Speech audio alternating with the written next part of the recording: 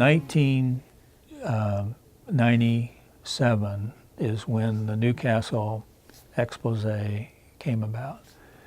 The Department of Justice heard about that and asked if they could come and look at Newcastle, Muscatatuck, and Fort Wayne, and that was in October of 1998. They wrote a report and filed a lawsuit in federal court that Indiana was violating the Krieble, which is the Civil Rights of Institutionalized Persons. And in 2000, an agreement was reached, and Indiana submitted a plan to make corrections, and it was called the SDC plan. So at that same time,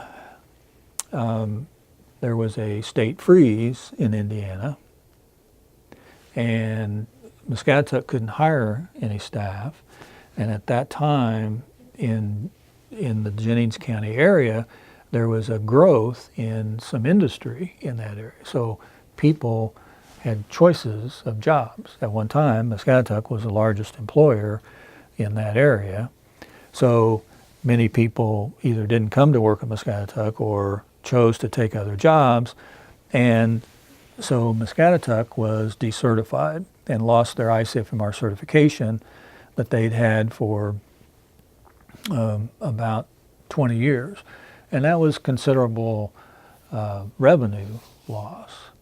And so a decision was made through a lot of discussion that Muscatatuck would be closed.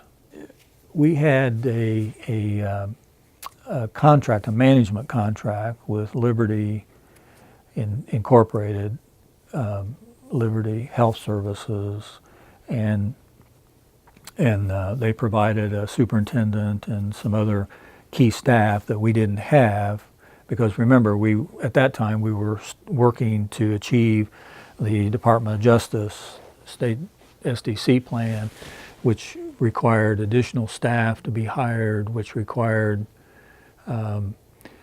services to be enhanced, therapy services to be provided, a whole host of things to enrich the staff, because that was really the reason that Muscatatuck was decertified by the State Department of Health Surveyors, was lack of staff. So there was a big effort to get recertified, and sequentially that occurred, and then the closure announcement. So we were working to get recertified, and then people were told we're going to close, and so the interest and the motivation to work to get recertified was certainly dampened.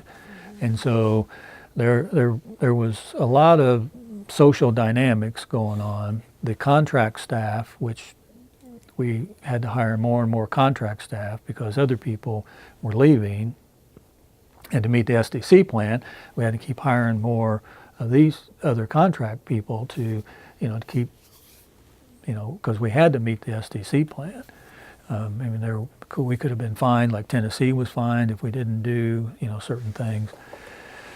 And so I was asked to go down and help at Muscatatuck, and so I was technically the assistant superintendent at Muscatatuck for a year and a half.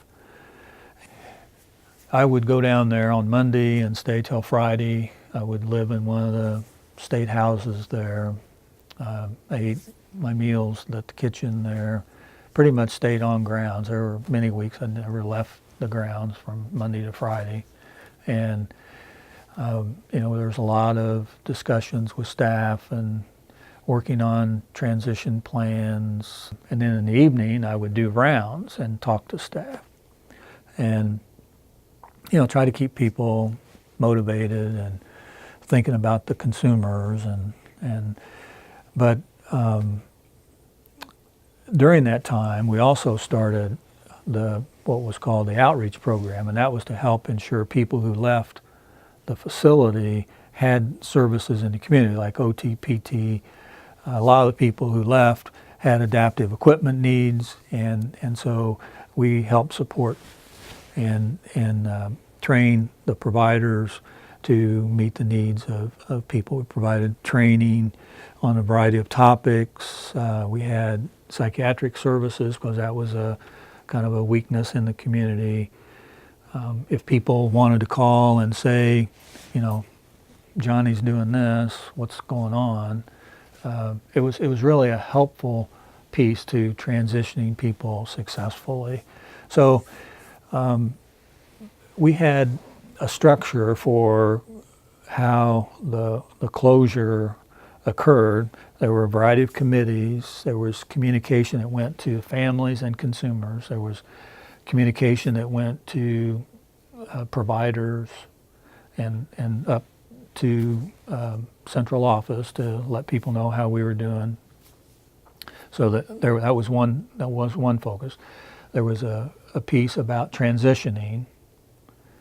There was a piece about finances because we had to balance all the finances. And Department of Justice added a piece to our SDC plan that very specifically delineated components that had to be in place for our transition effort for every person who left, which was a tremendous upgrade from years past. I mean, when people left Beatty, when it closed, it was the first state hospital to close. They virtually just went to another facility. Their chart went with them, their possessions went with them, and there wasn't a whole lot of, any real plan to that. When Central closed, we used the waiver to serve a lot of people in the community. Some did go to group homes, but we did use the waiver because it was brand new to the state at that time. The waiver started in Indiana in 1992. Central closed in 94, so we used a lot of the waiver funding to serve people from Central State. And we would meet at Central State every week with the providers, talk about things that people needed. We had budgets, for the individuals, but it was pretty primitive compared to what we did for the people at Muscatatuck and even Fort Wayne. And I have to give Liberty credit; they did some very innovative things too to help kind of package the needs of an individual in a real condensed way. And we had to train the new staff. I mean, no one could leave unless the staff were trained. People had visited the facility. Everything was in place. They had all the service. If they needed a psychiatrist, that the person was identified. They needed a neurologist, OT, PT, speech. All of those services had to be in place before anybody, could leave.